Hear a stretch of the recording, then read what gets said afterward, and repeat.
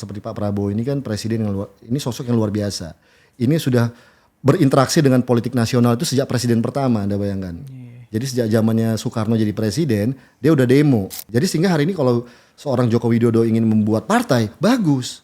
Super TBK ini kan. Atau Jokowi masuk partai, lebih bagus lagi. Sama kayak Mas Anies. Mas Anies mau masuk partai atau dia buat partai, fine. Bahwa memang personel LPG ini kan memang sejujurnya subsidi ini membebani negara. Apalagi kenyataannya bahwa ternyata penjualannya di masyarakat justru tinggi gitu. Di saat yang sama kita masih impor gas juga gitu. Jadi kayak negara ini yang diuntungkan siapa sih dalam situasi hari ini gitu. Bahwa memang personel LPG ini kan memang sejujurnya subsidi ini membebani negara. Apalagi kenyataannya bahwa ternyata penjualannya di masyarakat justru tinggi gitu. Di saat yang sama kita masih impor gas juga gitu. Jadi kayak negara ini yang diuntungkan siapa sih dalam situasi hari ini gitu.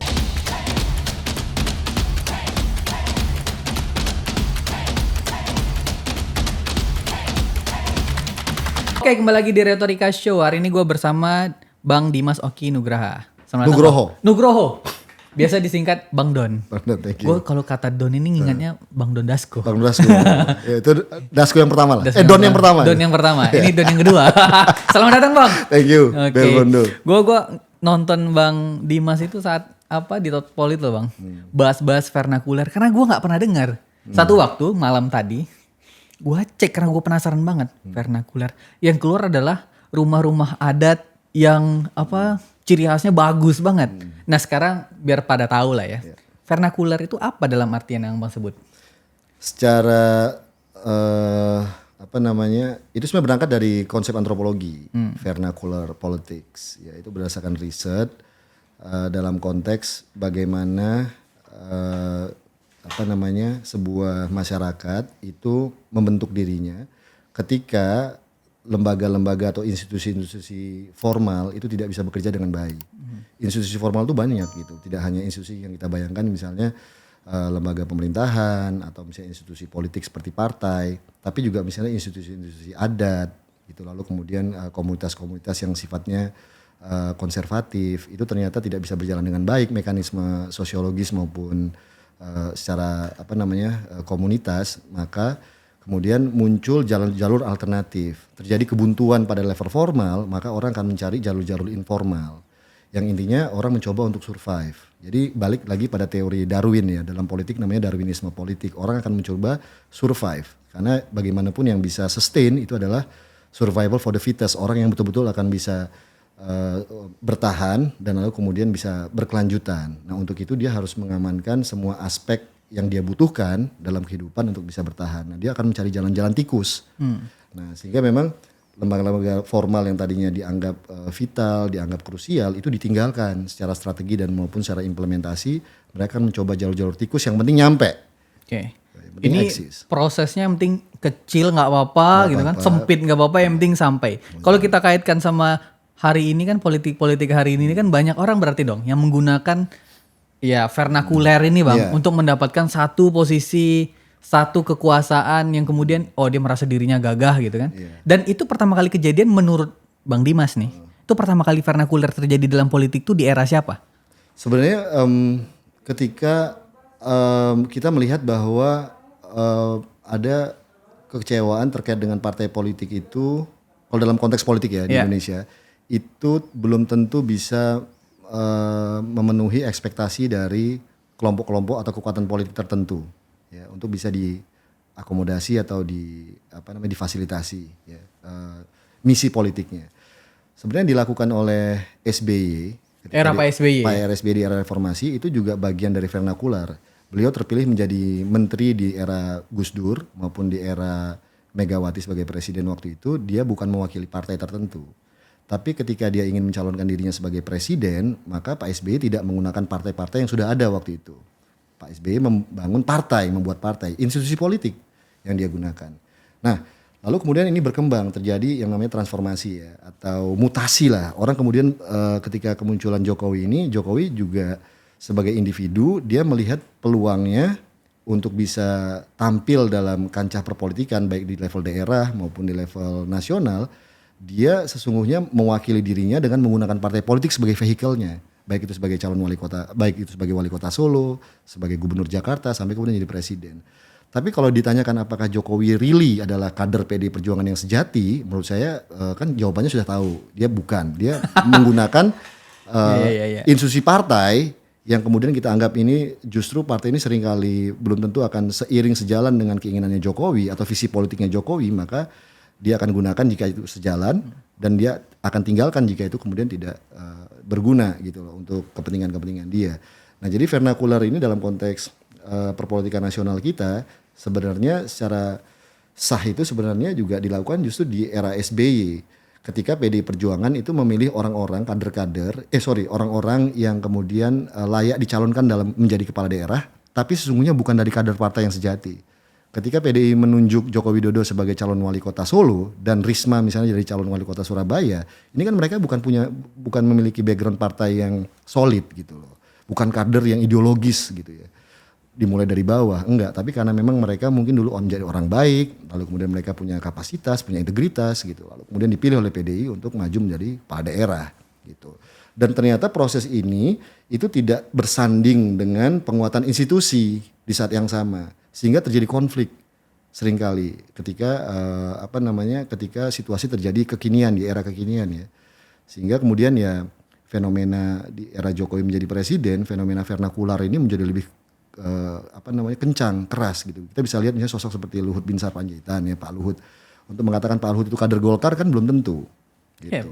Dia backgroundnya dari TNI gitu misalnya. Lalu kemudian dia pengusaha juga, jarang menggunakan jaket kuning gitu. Tapi Pak Luhut itu punya, dan seringkali juga kepentingan-kepentingan politik Pak Luhut itu belum tentu seiring sejalan dengan kepentingan politik Golkar secara institusi gitu loh. Jadi dan kita temukan juga fenomena lain gitu.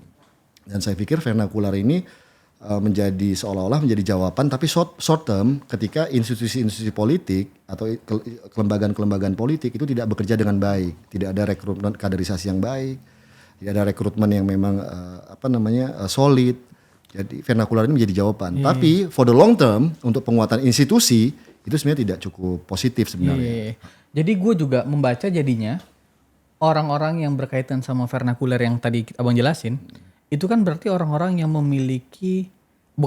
orang yang diberikan kepercayaan yang tinggi sama orang yang ditunjuk nih. Misal Pak Luhut menjadi seorang Menko, walaupun kita sebut dia vernakuler gitu misalnya ya. Itu kan berarti dia punya rasa kepercayaan, dia diberikan rasa kepercayaan oleh Pak Jokowi lah untuk menempuh jalan itu. Kan selain contoh Pak Luhut juga ada Mayor Teddy kan. Ya, Mayor Teddy ini kan jalan-jalan kecil tiba-tiba mayor jadi seskap gitu. Gimana perasaan bintang 2 di kantor gitu. Betul. Kan. Atau bintang 4 juga. Atau bintang 4 di kantor gimana perasaannya. Cuman kalau kita lihat tokoh-tokoh yang melekat sama vernakuler ini adalah tokoh-tokoh yang sangat dipercaya oleh orang yang menunjuknya gitu. Ya. Jadi apakah rasa kepercayaan itu bisa dikategorikan salah? Ini bukan kita lihat institusinya dulu. Tapi rasa kepercayaan subjek yang memberikan ini apakah salah Bang? Jadi pertama sebelum kepercayaan adalah kedekatan. Kedekatan itu sifatnya personal dan bisa jadi subjektif. Tapi kan itu yang subjektivitas itu kan terbentuk karena ada rasa kepercayaan. Kepercayaan itu bisa jadi pertama karena karena kapasitas gitu, karena integritas gitu. Lalu kemudian karena juga kesetiakawanan ya, dalam hal ini loyalitas. Jadi kalau dalam diskursus politik Islam namanya itu asobiah. Asobiah, oke. Asobiah itu kalau dalam antropologi tribalism. Jadi dalam sebuah masyarakat premodern, ya maka komunitas-komunitas itu terbentuk bukan gegara relasi-relasi yang sifatnya rasional atau profesional, tapi lebih kedekatan-kedekatan yang sifatnya subjektif. Fenomena keagama misalnya menjadi lebih penting di era Jokowi ketimbang PDI Perjuangan misalnya atau partai-partai yang lain.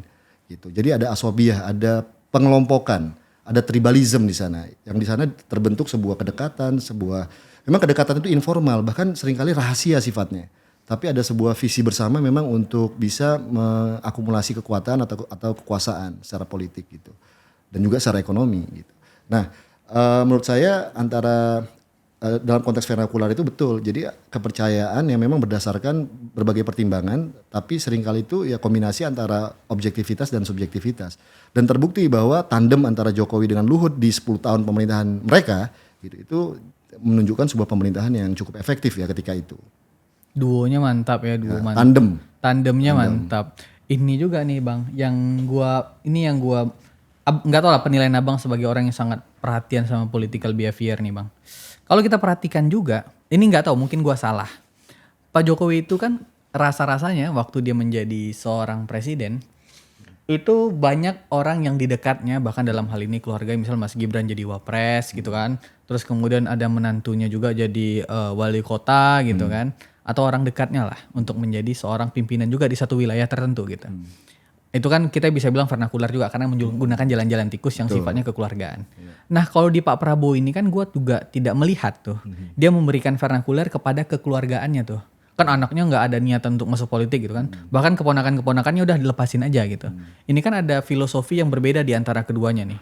Tapi yang menjadi masalah hari ini adalah orang sekitaran Prabowo ini rasa-rasanya kok vernikular juga gitu kan. Apa yang abang artikan dari dua kepemimpinan ini bang?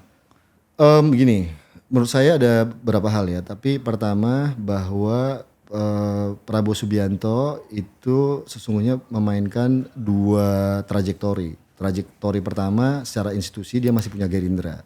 Oke, Gerindra ini partainya, dan partai Gerindra ini tentunya berisi kader-kader partai. Yang mana yang hari ini kalau kita bisa sampaikan yang prominen kan kurang lebih cuma 3. Yang artinya yang muncul di publik. Satu adalah Dasko, lalu yang kemudian yang kedua adalah Muzani, lalu yang ketiga mungkin Fadlizon ya. Atau mungkin ada Syafri dan tapi itu menurut saya bukan di situ domainnya, tapi domainnya 3 ini. Gitu. Meskipun Fadlizon akhir-akhir ini dia tidak muncul, tapi kurang lebih yang prominent hari ini kan ya Dasko, Muzani, Dasko. Jadi sampai ada yang bilang bahwa ini kader Gerindra apa cuma 2 ini doang apa gimana gitu. Tapi sesungguhnya Gerindra yang kita lihat yang prominent 2 sosok ini gitu. Nah, yang kedua atau trajektori yang kedua adalah yang kelompok-kelompok yang menurut saya ini bagian dari penggalangan politik secara luas. Nah, ini yang kita sebut mungkin vernakular. Ya kan, di sini ada mantan jenderal, ada tentara, mungkin juga ada kelompok-kelompok masyarakat sipil, mungkin juga ada Hercules di sana, mungkin juga ada kelompok teknokrat yang canggih-canggih, yang mungkin Prabowo juga suka dengan kapasitas intelektual mereka, atau juga mungkin kelompok-kelompok profesional gitu ya. Jadi menurut saya ini lebih pada kerja-kerja intelijen ya kan, yang ada di trajektori yang samping ini gitu. Nah, di sini kemudian muncul sosok Teddy gitu. Sosok Teddy ini menurut saya juga dia mewakili vernacular par excellence. Dia kemudian tadi yang disampaikan bahwa dia tadinya kita nggak ada yang tahu nobody, sekarang menjadi somebody gitu kan. Dan lalu kemudian menjadi namanya dan kiprahnya menjadi diskursus politik tersendiri sekarang dibicarakan oleh publik ya kan, secara pro dan kontra gitu. Ada yang suka dan banyak juga yang tidak suka. Apa fungsinya sama? Maksud gua apa fungsi sama tuh Mayor Teddy dengan Pak Luhut di masa lampau ini, apa fungsinya sama atau berbeda menurut abang? Mungkin ingin diposisikan sama, tapi tentunya kapasitasnya belum sampai kepada sosok seperti Luhut gitu ya, seperti Pak Luhut. Teddy mungkin ingin diproyeksikan seperti orang yang betul-betul bisa menjadi cover atau menjadi sosok terdepan untuk mencapai Prabowo. Dan dengan kemudahan Teddy, dengan dengan sisi mungkin Teddy juga merasa tidak punya kepentingan dengan banyak pihak, sehingga dia mungkin bisa lebih netral dalam berhadapan atau mengantisipasi berbagai hal. Tapi yang jelas kehadiran Teddy ini, kemunculannya yang cukup populer hari ini dalam setting politik kita itu secara tidak langsung, suka tidak suka, itu adalah menutupi popularitas Gibran sebagai wakil presiden. Sama-sama muda gitu kan, dan kemudian sama-sama kontroversi dalam arti menjadi perbincangan publik yang cukup intens. Teddy dalam hal ini menurut saya dia berhasil ya untuk muncul popularitasnya, dan itu di lembaga survei juga terlihat baru-baru ini kan, yang mengatakan bahwa Teddy sebagai setkap, sebagai menteri yang cukup terlihat kerja di mata publik gitu. Nah, lagi-lagi kalau dikatakan dia akan menggantikan seolah-olah posisi Luhut sebagai tandemnya presiden, menurut saya itu masih jauh ya, karena Teddy sebagai sekretaris kabinet itu masih butuh bukti yang lebih konkret ketika memang dia mampu bisa menggerakkan sebuah pemerintahan. Seperti Luhut dulu menelpon menteri A, dirjen B, ya kan, CEO C gitu. Dia bisa punya penggalangan yang cukup luas secara networking. Nah, Teddy harus punya waktu di situ. Teddy ini kayak Pratikno waktu sama Jokowi nggak bang? Bisa jadi. Tapi Prabowo membutuhkan sosok seperti Luhut hari ini di pemerintahannya. Dan itu belum terisi. Belum ada. Yang mampu menjadi orkestrator, yang mampu menjadi mahapatih mungkin, yang bisa menggerakkan pemerintahan, masyarakat sipil, masyarakat bisnis. Ada positifnya, ada negatifnya. Dan nama yang tersebut dalam pikiran kita Bambang Pacul. Bambang Pacul is a good person ya. Meskipun hari ini dia posisinya dia di legislatif dan dia dari partai yang hari ini secara formal tidak berada di pemerintahan, di eksekutif gitu. Tapi peran seperti Bambang Pacul ini dengan gayanya yang berbeda, ini sesungguhnya memiliki atraktiveness tersendiri sebenarnya untuk ikut membantu pemerintahan sehingga bisa menjadi lebih efektif gitu. Hari ini pemerintahan Prabowo ingin pemerintahannya efisien, tapi yang belum terlihat adalah bagaimana upaya Presiden Prabowo untuk menjadikan pemerintahannya efektif gitu. Nah, efektifnya bisa dengan model seperti dulu ada sosok Pak Luhut gitu ya, meskipun lagi-lagi pro dan kontra gitu. Seringkali karena memunculkan sebuah kontradiksi dan kontraksi secara publik gitu. Tapi sosok seperti Pacul dengan gayanya Mas Bambang Pacul ini yang mampu membangun harmoni justru dengan caranya itu sebenarnya juga menarik untuk difikirkan, dipertimbangkan sebagai sosok yang penting membantu bukan hanya membantu PD Perjuangan ya, pasca Hasto katakanlah begitu ya, tapi juga membantu pemerintah Prabowo. Iya. Sebelum kita masuk kepada Pak Bambang Pacul nih Bang, tadi sempat disinggung bahwa Pak Mayor Teddy ini kan, Seskap kita ini bahkan sampai menutupi Mas Gibran nih. Kan gambarannya gini jadinya. Kalau dia sampai menutupi sosok seorang Gibran, berarti secara nggak langsung dia juga menutupi sosok seorang Jokowi. Kan begitu tuh kan? Ada Jokowi di sana itu. Apakah ini by setting atau sebenarnya sesuatu yang udah natural aja terjadi Bang? Kan hebat banget seorang Seskap nutup sosok seorang Jokowi kan gitu. Karena memang orang semua hari ini seperti bertanya-tanya, kok bisa ya Teddy muncul dan lalu kemudian mendapatkan respon publik secara cukup kuat ya dengan berbagai aksi-aksinya gitu ya. Saya nggak tahu apakah ini by setting atau tidak, tapi kemunculan Teddy di situ tentunya menambah aktor-aktor yang baru ya dalam kancah perpolitikan kita. Dan dalam hal ini Presiden Prabowo berhasil ya untuk memastikan bahwa perhatian publik itu tidak semata-mata terhadap dirinya atau kinerja menteri-menterinya yang mungkin plus minus ya, tapi ada kemunculan Teddy ini menjadi permen manis tersendiri yang selalu publik ingin tahu, sekalipun itu bisa pro maupun kontra. Rasa penasaran jadi muncul. Tapi apakah Teddy akan mampu menghadapi tekanan publik yang atau bahkan tekanan konfigurasi politik yang keras terhadap dirinya, ini juga menjadi pertanyaan besar. Karena dalam sebuah pemerintahan yang bagi saya sangat identik ya, dalam sebuah kepemerintahan yang presidennya berlatar belakang militer gitu, sesungguhnya permainan itu per fase. Kalau Anda ingat dulu SBY dulu punya sosok anak andalannya itu seperti bocah angonnya namanya Anas Urbaningrum, tapi per fase. Setelah fungsi Anas Urbaningrum selesai, maka Anas selesai gitu untuk kontribusinya terhadap SBY dan Partai Demokrat. Nah, yang harus kita lihat juga di zaman Pak Harto. Ketika kita lihat dulu Super Semar dibuat oleh nama-nama beken ya, nama-nama besar yang memiliki kapasitas politik yang luar biasa waktu itu. Tapi lalu kemudian setelah Malari semuanya selesai, bahkan Ali Murtopo juga selesai. Jenderal Sumitro waktu itu juga selesai pasca Malari. Pak Harto ternyata punya mainan baru namanya Benny Murdani. Jadi ada per fase gitu. Nah, saya lihat sekarang model Pak Prabowo juga begitu. Di fase awal ini nama-nama seperti Dasko, nama-nama seperti Teddy itu kan cukup mendominasi. Nah, kita lihat fase berikutnya apakah kemudian Pak Prabowo akan memunculkan atau semesta akan memunculkan sosok baru atau tokoh baru yang akan membantu negara, membantu pemerintahan, itu persoalan lain. Apakah ini by setting atau tidak, saya tidak tahu. Tapi pola ini terjadi berulang di mana presidennya memiliki latar belakang militer. Ini pola di mana internal pada akhirnya akan saling-saling meraut untuk menuju posisi itu dari waktu ke waktu. Betul. Dan itu udah menjadi kebiasaan politik di Indonesia tuh. Betul. Kan dulu di periode pertama kita nggak tahu siapa Pratikno gitu kan. Iya benar. Di akhir-akhir baru ini Pak Pratikno segini gitu. Itu yang saya bilang Darwinisme politik. Jadi survival for the fittest. Yang nanti yang akan teruji, yang memang memiliki kewaspadaan yang cukup baik ya. Kalau kata Pak Harto namanya iling lan waspodo. Jadi yang betul-betul memiliki kewaspadaan politik, survivalitas tinggi, yang memiliki yang mampu melakukan adaptasi politik yang cukup efektif ya terhadap negara dan terhadap publik, menjaga dirinya dan presidennya dan pemerintahannya dengan baik, menurut saya itu yang akan cukup selamat. Tapi begini, itu seperti penugasan gitu. Penugasan dan itu memang harus dijalankan gitu. Dan saya membayangkan sosok seperti Pak Prabowo ini kan presiden ini sosok yang luar biasa. Ini sudah berinteraksi dengan politik nasional itu sejak presiden pertama, Anda bayangkan. Jadi sejak zamannya Soekarno jadi presiden, dia udah demo sama Suhogi dulu kalau Anda baca catatan seorang demonstran. Dia udah demo di depan, lalu kemudian Prabowo ini juga yang meminjamkan sepatu pada Suhogi, ya waktu Suhogi mau naik Semeru waktu itu. Lalu kemudian Prabowo ini dibincangkan secara intens waktu itu, anak yang dia terekspos dari politik ketika mereka menjadi diaspora juga dengan ayahnya ke berbagai negara, right? Jadi dia intens banget relasinya dengan kepemimpinan nasional. Lalu kemudian dia masuk Akmil, lalu kemudian dia menikah dengan anaknya presiden. Lalu ayahnya sendiri juga menjadi menteri yang paling diandalkan di zaman itu oleh Pak Harto. Dan lalu kemudian juga intens dengan Habibie, dia intens dengan Gus Dur, dia dengan Bu Mega juga menurut saya hubungannya sangat romantis ya. Waktu itu Bu Mega menjadi presiden, Bu Mega memberikan dia paspor, lalu kemudian Bu Mega juga yang kemudian menjadikan dia sebagai cawapres tahun 2009. Ibaratnya Bu Mega ini ngambil Prabowo dari tempat sampah. Kenapa? Waktu itu kan Prabowo keluarga negaranya ini dan seterusnya, dan dia dituduh sebagai kriminal politik ibaratnya oleh Bu Mega, diangkat derajatnya gitu ya menjadi cawapres di tahun 2009 dan dideklarasikan di Bantar Gebang gitu loh.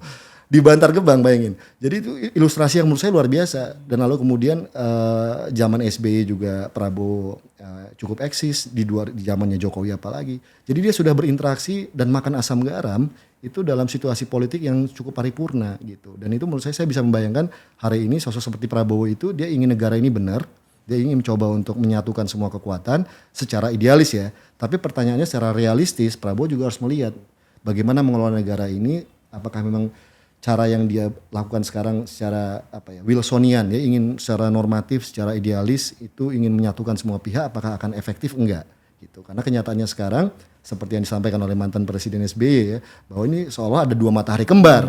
Nah, dan ini juga membuat public confusion, kebingungan di tataran publik, tataran kebijakan, tarik-menarik politik, dan ini menurut saya juga bisa meng-create instability juga atau uncertainty, ketidakpastian gitu. Sesungguhnya arah politiknya atau setting politiknya seperti apa sih ke depan ini, dan itu menjadi beban bagi Prabowo hari ini. Mendengar cerita perjalanan Pak Prabowo ini dari awal sampai sekarang tuh menunjukkan bahwa dia sangat tidak vernakuler ya. Dia menggunakan jalan-jalan yang sangat negarawan untuk sampai menjadi seorang presiden hari ini. Walaupun udah pernah kalah berkali-kali, ini menunjukkan sebuah... Dia percaya dengan partai. Dia buat partai. Gerindra, ya kan? Dia lalu kemudian buat kaderisasi. Tapi di saat yang sama Mas, dia juga menggalang tadi trajektori yang kedua. Dia membangun vernakular politik yang efektif untuk menopang, menjaga politik institusional yang dia bangun gitu. Jadi menurut saya dia mencoba untuk mengharmonisasikan ini ya. Dia mencoba untuk ya damai aja lah, baik-baik aja lah di antara kekuatan-kekuatan ini. Dan ucapan Pak SBY waktu matahari kembar itu kan berarti kan Pak SBY punya kacamata tersendiri tuh. Maksud gue kacamata tersendiri itu gini Bang Dimas. Pak Prabowo saking ingin dan cintanya dia sama bangsa Indonesia ini, ngasih MBG, kasih kesehatan gratis, kesejahteraan, LPG yang awalnya dilarang terus udah kasih aja ke pengecer gitu. Maksud gue dia sangat memperhatikan hari-hari kesejahteraan tuh. Maksud gue pikirannya cuma ada di sana tuh. Nah masalahnya adalah pikiran-pikiran yang kesana itu tidak memikirkan banyaknya orang di sekelilingnya yang mengambil juga kewenangan dan kekuasaan kecil ini untuk dikontrol. Beda dengan Pak Jokowi. Pak Jokowi ini kan dia juga melihat visi maksud gua. Tapi dia juga sangat mengkontrol orang yang ada di sekitarnya. Tapi kan Pak Prabowo kelihatan melepaskan itu loh Bang. Dan mungkin itu yang menjadi pandangan Pak SBY terhadap kenapa masih perasaan saya ada dua matahari gitu. Ada kekuatan yang mulai dominannya sama gitu. Kan begitu tuh Bang. Apa menurut Abang gimana Pak Prabowo dengan sekelilingnya itu walaupun dia mencoba harmonisasi tadi ya. Tapi benar nggak kira-kira itu? Jadi gini, SBY ini kan mantan presiden dan juga masih tentunya punya kapasitas politik yang juga memahami ya perkembangan. Kalau ingat Pak SBY ini selalu beliau ini punya ilmu yang yang beliau disampaikan itu kalau kita ingat namanya forecasting, political forecasting. Jadi dia bisa memproyeksikan ya seolah-olah ya ini mungkin peramal dalam konteks yang lebih rasional ya, atau knowledge. Perasa gitu ya. Ya. Jadi dia bisa mencoba untuk memprediksi gitu kan. Karena kalau kita ingatkan dulu Pak SBY selalu menyatakan political forecasting ke depan, memprediksi, meramal kira-kira seperti apa nanti ini arah zaman. Ya sebagai mantan presiden apa yang disampaikan oleh SBY dengan demikian menjadi sangat atau paling tidak cukup valid gitu. Dia memberikan saran, memberikan nasihat kepada Presiden Prabowo bahwa lu hati-hati gitu. Karena kalau kayak begini terus itu ibaratnya publik jangan-jangan melihat bahwa rakyat melihat hari ini lu bukan the authentic president, tapi ada dua matahari ini yang bermain gitu. Nah, which is itu kalau menurut saya juga cukup make sense karena memang hampir separuh ya kalau bisa dikatakan menteri-menteri yang berpengaruh di pemerintahan Prabowo adalah menteri-menterinya zamannya Jokowi gitu. Dan Prabowo sendiri juga mantannya Jokowi dan wapresnya adalah anaknya Jokowi juga. Dan hari ini ada nuansa itu dalam ada kabinet nuansa itu. Sementara desakan publik hari ini terlepas dari sentimen anti Jokowi sekalipun, publik menginginkan adanya sebuah pemerintahan yang efektif, butuh kepastian, butuh sebuah pemerintahan yang betul-betul bekerja secara orkestratif dan baik gitu loh, tujuannya jelas gitu, ada certainty, kepastian. Nah, dan itu yang memang menjadi gejala dari pemerintahan awal. Di era awal Jokowi juga terjadi seperti itu sebenarnya. Begitu jadi. Cuman kan nggak, nih maaf gue potong jadinya. Karena ada matahari kembar ini, tapi kan Pak Prabowo juga melihatkan kekuasaan dan kewenangannya dari banyaknya stop anggaran, misalnya IKN.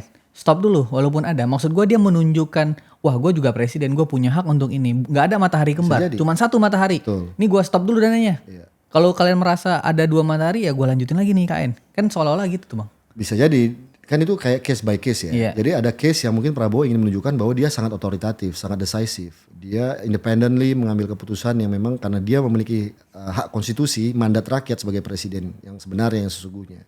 Dan itu bisa jadi begitu. Tapi di saat yang sama memang Prabowo coba ingin menjahit berbagai potensi kekuatan yang dia punya, paling tidak bisa dia rangkul. Meskipun itu memiliki background atau irisan dengan Jokowi gitu kan. Dia tidak ingin ada keterpecahan di sana gitu. Tapi lagi-lagi hari ini ketika situasi ekonomi politik dan ada satu lagi yang tidak bisa dihindari, which is itu adalah situasi geopolitics. Ya, geopolitik ini pressure-nya cukup keras. Apa yang terjadi di Filipina, apa yang terjadi di Bangladesh gitu, apa yang terjadi juga di beberapa negara lain itu juga menunjukkan bahwa sesungguhnya Prabowo harus bisa mengantisipasi dengan sebuah era politik baru gitu, yang mana dia bisa mendapatkan dukungan publik secara lebih luas. Menurut saya ini harus dimainkan. Bisa dua hal. Pertama, dia kemudian mengambil garis tegas antara yang mana pendukung-pendukung Jokowi yang masih tersisa yang kemudian dianggap tidak efektif dalam menjalankan pemerintahan atau malah menjadi beban bagi pemerintahannya. Itu bisa jadi satu. Yang kedua, atau dia mengambil KPI bahwa menteri-menteri yang memang memiliki prestasi, yang memang kinerja yang baik selama 100 hari ini paling tidak, selama 3 bulan atau 6 bulan ke depan atau setahun ini, lalu kemudian mengambil sebuah sikap politik atau ketegasan politik misalnya dengan cara ya tadi reshuffle yang tidak mampu, reshuffle yang bermasalah secara hukum, reshuffle yang mungkin tidak loyal terhadap arahan presiden misalnya, atau dan sebagainya gitu ya. Jadi saya pikir itu penting bagi pemerintahan Prabowo untuk menunjukkan kredibilitasnya di depan publik bahwa he is the president gitu. Dan itu penting untuk sekaligus menjawab apa yang disampaikan oleh Presiden SBY gitu. Ini yang biasa gue tanya juga nih bang sama banyak orang nih.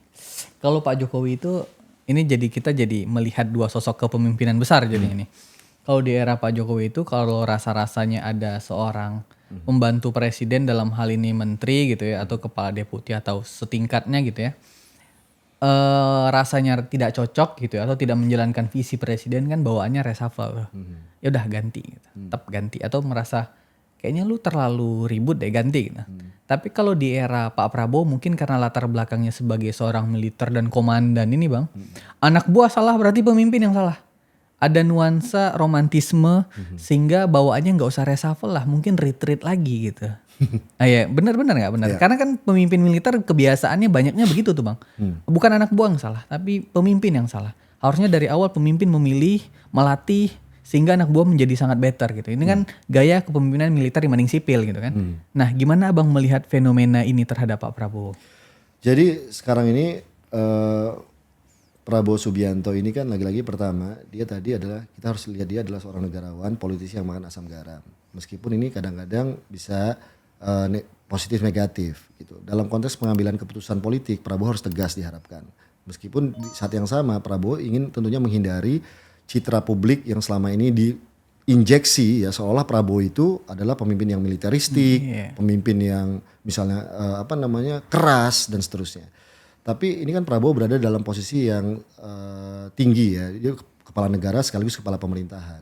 Dan Prabowo itu juga menginginkan bahwa ini pemerintahannya ini guyup nih, rakyat guyup nih. Tapi di saat yang sama tadi saya sampaikan secara ekonomi politik baik itu level lokal, nasional bahkan geopolitics itu kemudian ada tekanan-tekanan tertentu yang membuat kemudian Prabowo ini juga harus mengambil garis batas gitu. Dan itu terasa banget gitu kan kita lihat sekarang di kasusnya di berbagai negara dan saya yakin di Indonesia juga mengalami hal yang sama gitu. Tekanan terhadap pemerintahan Prabowo hari ini gitu ya.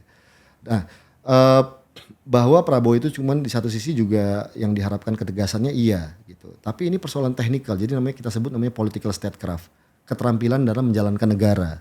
Nah, ini harus penting. Contoh kayak LPG kemarin. Itu menunjukkan bahwa political statecraft itu belum tentu dimiliki oleh pemerintahan hari ini. Gimana sih untuk bahwa memang persoalan LPG ini kan memang sejujurnya subsidi ini membebani negara. Apalagi kenyataannya bahwa ternyata penjualannya di masyarakat justru tinggi gitu. Di saat yang sama kita masih impor gas juga gitu. Jadi kayak negara ini yang diuntungkan siapa sih dalam situasi hari ini gitu. Keputusan untuk misalnya mencabut LPG bisa jadi mungkin benar untuk efisiensi gitu. Ketika memang ternyata yang penting bagaimana mengendalikan harga untuk sampai di masyarakat, right gitu loh. Untuk di warga gitu. Karena sekarang pun harganya juga tinggi gitu. Meskipun sudah disubsidi. Nah, dengan kebutuhan efisiensi sekarang itu cukup masuk akal. Tinggal bagaimana sesungguhnya pemerintahan hari ini bisa menjelaskan kepada publik dengan strategi komunikasi yang mantap gitu.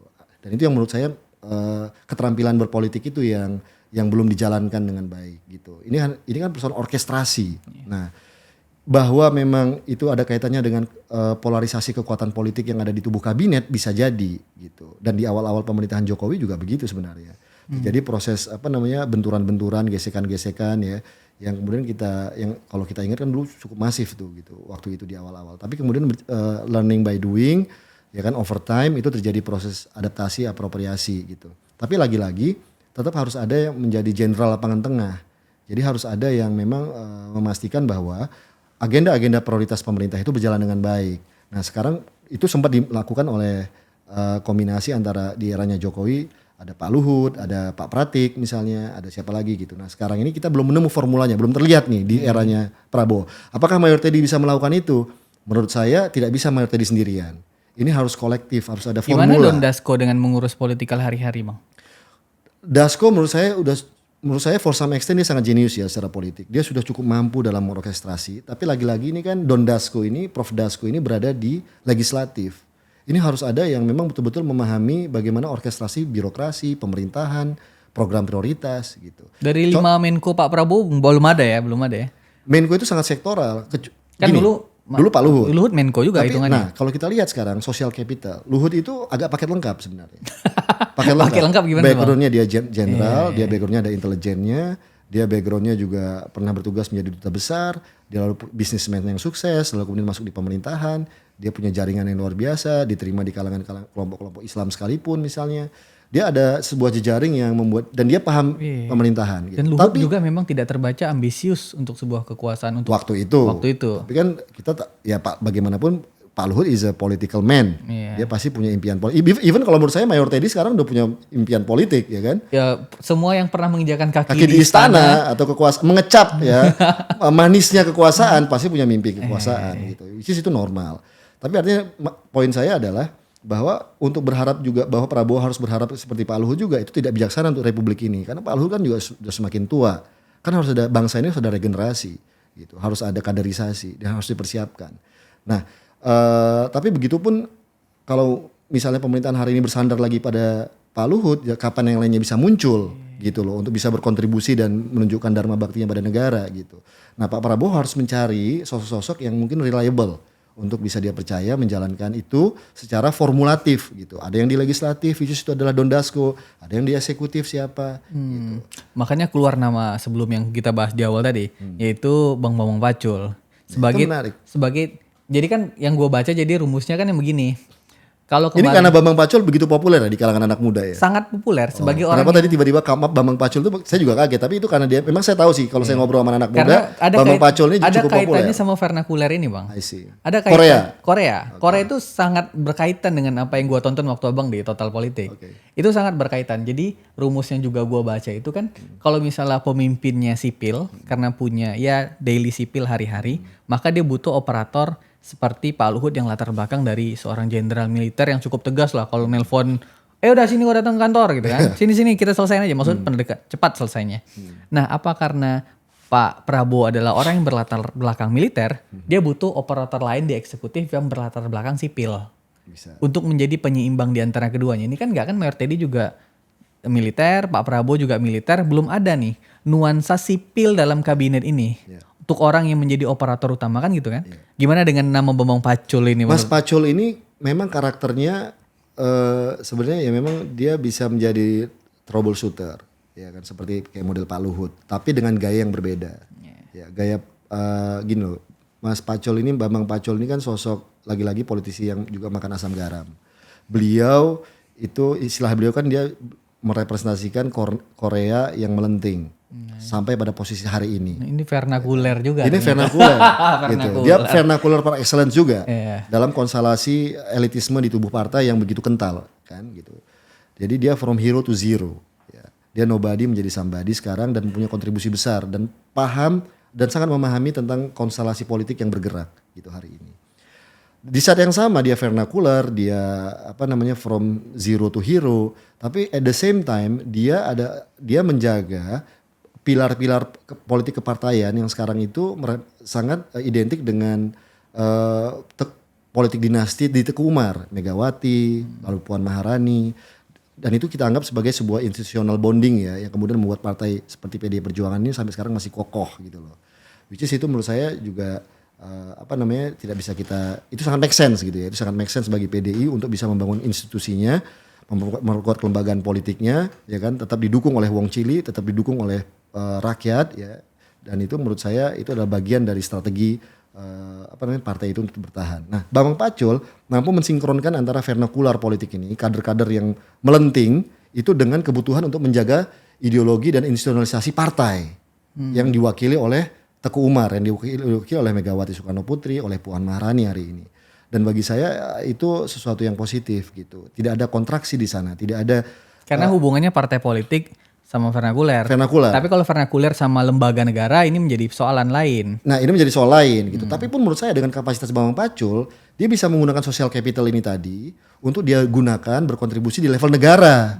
Ketika misalnya dia diminta oleh Presiden Prabowo misalnya, ketika misalnya ya kita nggak tahu one day PDI Perjuangan ternyata masuk dalam pemerintahan, Bambang Pacul adalah aset menurut saya yang bisa digunakan untuk bisa menjalankan posisi-posisi sebagai troubleshooter di eksekutif misalnya. Siapa yang tahu, kita nggak pernah tahu, right?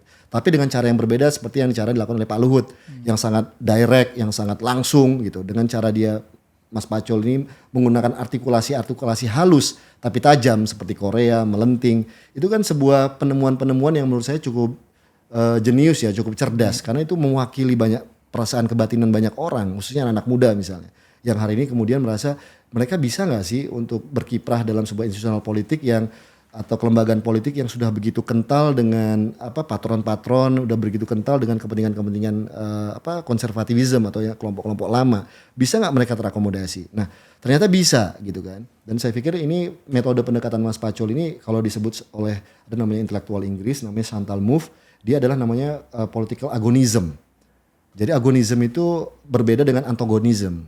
Jadi yang dihindari adalah antagonistik. Jadi relasi politik yang sifatnya antagonistik atau kontraksi-kontraksi yang sifatnya kontroversial, tapi dia mencoba untuk membangun jembatan, membangun kesamaan. Tapi dengan caranya sesungguhnya tujuannya juga sampai. Gitu.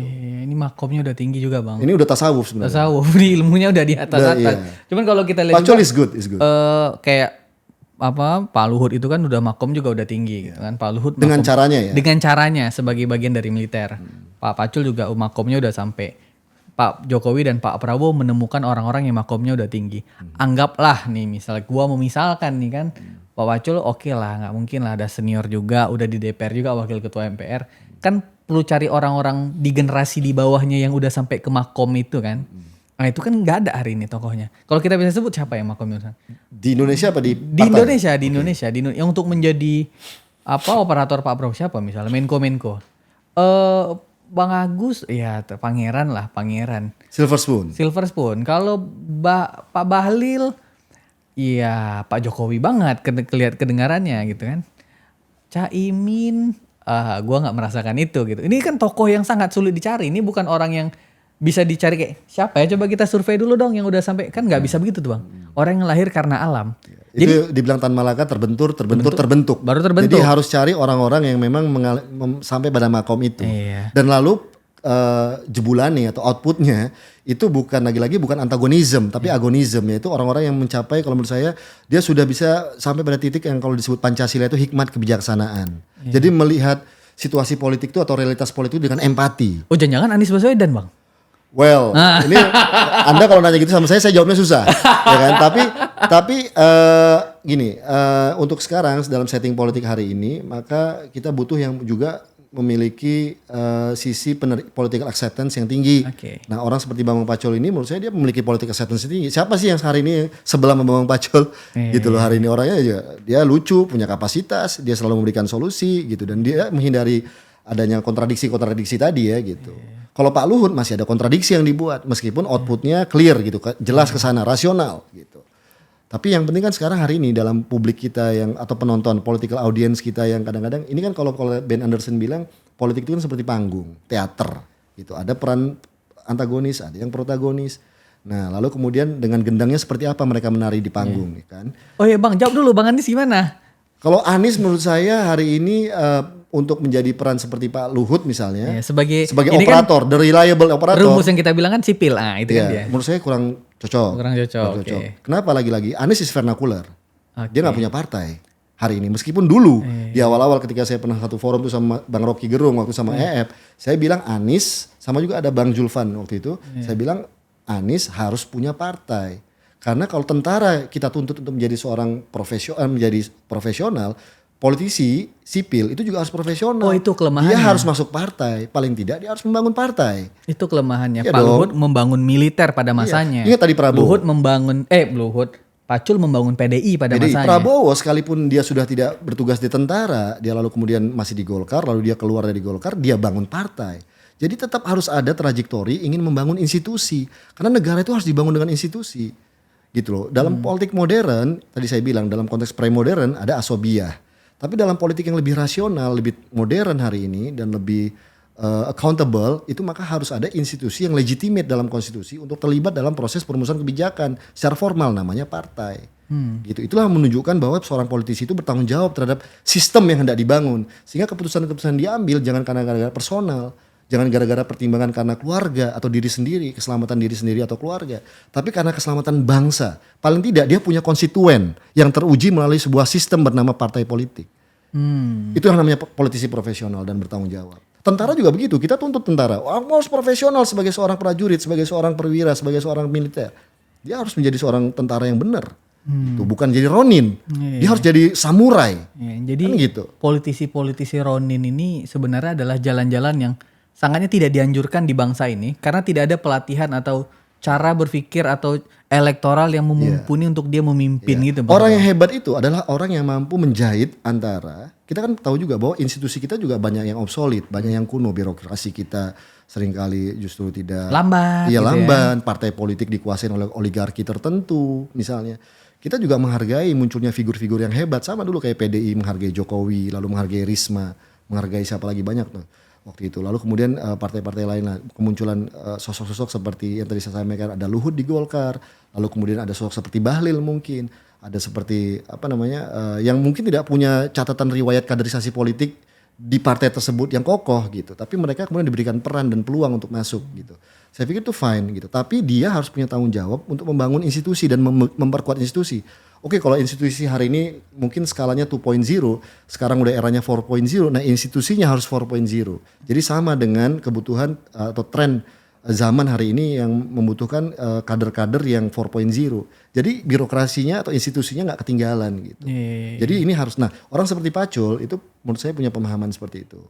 Dia jadi cukup menjaga kebutuhan partai untuk bisa menopang ideologisasi dan nilai-nilai yang memang dijunjung tinggi oleh partai tersebut, tapi di saat yang sama dia membuka jalan untuk Korea-Korea melenting. Nah, tinggal bagaimana mensinkronkan secara agonistik gitu. Gue juga jadinya tuh kepikiran kalau misalnya gue nggak tahu, mungkin feeling dan perasaan gue aja melihat banyaknya konstelasi politik. Akhirnya banyak tokoh-tokoh politik yang ingin menjadi politisi itu, partai itu bukan pilihan utama jadinya. Jadinya dibantu mentor atau seniornya, atau karena dia Ronin pernah ikut satu perlombaan. Jadi pada akhirnya, gua nggak tahu apakah ada suatu negara atau ada masa di mana kekuasaan itu tokoh-tokohnya lahir bukan lagi dari partai politik, tapi dari orang yang lahir kayak misalnya Mayor Teddy yang nggak masuk kan militer kan. Ini misalnya orang-orang yang lahir dari sana, dari pemerintahan doang. Ini kan Bahlil juga, oke lah Bahlil Golkar ya. Tapi Golkar dia bukan arus utama ya. Iya bukan arus utama. Seorang wakil bendara di daerah Papua tiba-tiba jadi wakil ketua umum kan menunjukkan bahwa arusnya itu bukan bypass datang banget gitu. Itu bypass. Maksudnya itu alur yang nggak datang dari partai. Iya, itu meninggalkan sebenarnya kemaslahatan partai sebenarnya. Tapi itulah saya tidak sebenarnya ingin melihat itu sebagai ini. Tapi saya ingin melihat misalnya fenomena vernakular ini juga kita temuin di banyak negara sebenarnya. Donald Trump juga bukan kader Partai Republik sebenarnya kan. Beda dengan Biden yang memang memuncul sejak awal karir politiknya adalah dia takzim dengan strukturisasi partai, menjadi anggota legislatif, menjadi ini. Nah, Trump actually adalah solusi singkat dari Republik untuk merespon kontradiksi zaman yang hari ini begini gitu. Dia dianggap mampu mewakili unilateralism yang hari ini muncul di global politics. Ada Jinping, ada Putin. Nah, Trump itu sebagai the strong man of American hari ini gitu. Nah, Prabowo juga sebenarnya itu. Tapi yang menarik dari Prabowo adalah dia masih percaya jalan kelembagaan. Dia bangun partai. Gitu. Dia bangun partai. Nah, menurut saya ini fair karena nanti rekrutmen politik kepemimpinan politik masa depan bisa dikader melalui partai. Itu nggak ucul tiba-tiba nggak dari mana kita nggak pernah tiba-tiba tahu. Masuk namanya di survei. Konstelasi gitu. Ya itu menurut saya agak beresiko hari ini. Kita kan belajar dari pengalaman pemimpin-pemimpin sebelumnya. Gitu. Jadi sehingga hari ini kalau seorang Joko Widodo ingin membuat partai bagus. Super gitu. TBK ini kan. Atau Jokowi masuk partai lebih bagus lagi. Sama kayak Mas Anies. Mas Anies mau masuk partai atau dia buat partai fine.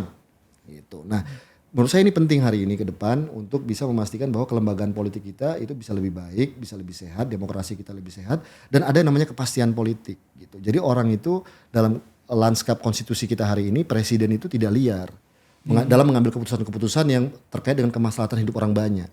Dia harus terkoneksi dengan berbagai informal leadership yang ada di sebuah negara bangsa. Apakah itu di partai. Jadi sebenarnya posisi dulu Pak Jokowi itu harus menghormati Bu Mega, menurut saya itu masuk akal. Karena kalau tidak, seorang presiden kita dalam setting konstitusi kita hari ini, dia itu bisa kemudian meratifikasi apapun tanpa beban apapun. Dan itu bahaya loh bagi sebuah bangsa yang besar seperti Indonesia. Gitu. Ada dalam hubungan internasional namanya teorinya namanya two level games. Two level game itu ratifikasi sebuah perjanjian internasional atau globalisasi, pressure apapun itu sesungguhnya harus difilter di level kedua oleh parlemennya, oleh DPR-nya, oleh political community-nya, oleh partainya, oleh orang-orang tua yang disegani gitu loh. Dalam konstelasi itu. Kan ini nggak bisa langsung. Artinya seorang pemimpin politik tertinggi the national display, apakah itu kepala pemerintahan, kepala negara, dia harus terkoneksi secara musyawarah dengan kepemimpinan politik yang ada di negara tersebut. Nggak bisa serta-merta otomatis dia punya mandat, dia masukin aja tuh globalisasi deal dengan siapapun di negara tersebut gitu. Tanpa adanya cross and check. Pertanyaan gue jadi kebentuk sebuah pertanyaan baru. Lebih mending mana seorang presiden? Dari ketua umum partai atau dari kader partai? Apapun itu Mas, yang penting dia harus punya ketakziman kelembagaan politik. Itu yang paling penting. Itu yang paling penting. Sehingga dia tidak mengambil keputusan ketika nanti dia jadi presiden, dia deal misalnya dengan pemimpin siapapun di dunia ini karena pressure, karena jebakan, karena tekanan, karena serangan. Dia tetap punya filter. Dan filter itu apa? Rakyat atau representasi rakyat, baik itu di parlemen, di partai politik. Itulah namanya sistem politik. Penguatan kelembagaan. Oh itu poin penting kalau misalnya kalau lu vernakuler jangan-jangan lu nggak membangun komunikasi sama sekitaran. Lu bisa solo player. Bisa jadi. Hanya karena kepentingan keselamatan diri lu sendiri. Jadi kalau Bu Mega bilang hari ini misalnya pentingnya GBHN, itu true sebenarnya benar. Garis besar haluan negara. Termasuk kita kalau kita ingin membahas sebuah sistem politik kita hari ini. Kalau dulu misalnya Prabowo menyatakan oke, gimana ya caranya supaya kepala daerah dipilih sama DPRD aja atau di legislatif.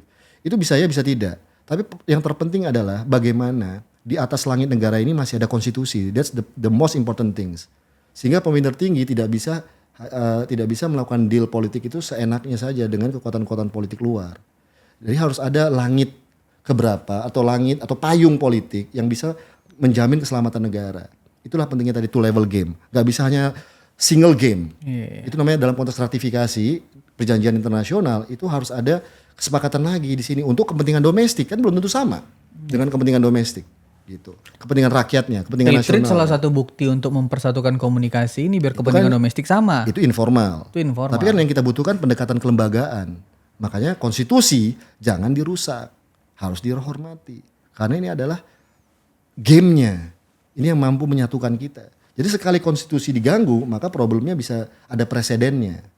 Jadi, nah, vernakular satu sisi positif, satu sisi negatif. Negatifnya apa? Negatifnya sebagai solo player dan melalui kecanggihan politik yang memang dia miliki, ya kan? Pemain vernakular itu pasti canggih, pasti. Dan pasti punya ambisi. Udah pasti. Udah pasti. Tapi dia punya kecanggihan politik yang bisa memanipulasi situasi dan itu bahaya, gitu. Positifnya? Positifnya tadi itu dia bisa membypass kebukuan-kebukuan birokrasi dan kelembagaan yang obsolete, yang udah basi, yang udah nggak mampu melakukan adaptasi terhadap zaman. Vernakuler menjadi negatif ketika untuk dirinya sendiri. Betul. Positif ketika dia ingin melangkahi birokrasi untuk memperbaiki sistem yang terlalu lama. Betul. Oke, itu parameter yang jelas tuh ya. Exactly. Ukurannya adalah dia bekerja untuk siapa? Untuk negara orang banyak atau dia bekerja untuk dirinya sendiri atau keluarganya. That's the problem. Itu akan jadi problem. Dan menurut saya Presiden Prabowo memahami itu.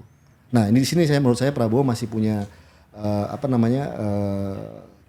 kebaikan politik ya menurut saya yang dia memahami bagaimana menstabilkan itu, mengharmonisasikan itu. Nah, kita butuh orang-orang seperti ini. Social capitalnya seperti mungkin Pacul, seperti mungkin dan menurut saya anak-anak muda sekarang bisa jadi mungkin memiliki pemahaman yang sama. Karena era hari ini kalau dalam antropologi politik itu kan ini era 500 tahun kalau kata Sabda Palon dulu ya. Jadi akan muncul sebuah kebangkitan budi pekerti, pemahaman bahwa yang benar itu seperti apa sih gitu loh. Yeah. Nah, ini muncul gitu. Jadi dulu kan ada kalau dalam legenda-legenda atau narasi-narasi tradisional itu kan ada perjanjian suci sakral antara Syekh Subakir dengan Sabdo Palon atau Yang Semar, yang mana one day nanti 500 tahun lagi ketika semuanya sudah tidak memikirkan tentang kemuliaan, kesejatian, akan muncul kebangkitan budi pekerti. Nah, menurut saya generasi milenial hari ini, generasi Z hari ini itu merepresentasikan sebuah kebudi pekertian gitu. Pemahaman mereka ngono-ngono tapi aja ngono. Oke, kamu oke, tapi yang benar tuh yang kayak begini. Dan itu menurut saya terjadi stimulasi melalui digitalisasi, melalui media sosial. Akhirnya orang bisa melihat yang baik itu yang seperti apa, yang tidak baik seperti apa. Yang sejati itu bagaimana. Dan menurut saya hari ini anak muda ya seperti kalian semua. Saya nggak tahu saya masih bisa terkategori sebagai anak muda apa tidak. Masih muda juga kawan-kawan. Ya. Tapi hari ini orang akan bisa melihat gitu. Karena hari ini tesis dengan antitesis dengan sintesis itu cepat. Kalau di zaman kita saya kuliah dulu, antara tesis dengan antitesis itu bisa sebulan, 2 bulan harus riset dulu, harus nulis dulu. Kalau sekarang dengan media sosial antara satu konten yang pro dengan konten yang kontra itu hitungan detik. Sehingga kemudian netizen atau audiens bisa melakukan kontemplasi secara cepat. Sehingga muncullah tadi itu verify itself ya. Muncul ada sebuah hikmat kebijaksanaan. Oh, ini orang kelihatannya agamawan tapi ternyata korupsi. Oh, orang ini ternyata seperti itu. Jadi orang akan bisa melakukan check and recheck secara cepat gitu loh. Akan melakukan quick assessment dan itu bermanfaat untuk dirinya dalam melihat visi ke depan. Untuk menilai orang juga dan menilai situasi. Dan saya nggak heran kenapa anak muda hari ini juga menurut saya cukup bijaksana ya. Jadi saya tidak ingin menyepelekan generasi Z hari ini yang mereka terpapar oleh media sosial lalu kemudian mereka mendapatkan aspek negatifnya saja misalnya. Tapi banyak aspek positif untuk pendewasaan diri secara cepat. Gitu. Mantap, tepuk tangan dulu lah untuk Bang Dom ini. Gue kalau abis ngobrol sama lu merasa nambah ilmu gue, Bang. Oh, siap. Makasih banyak Bang Dom. Thank you. Makasih banyak. Thank you. Terima kasih banyak teman-teman Retorika Show.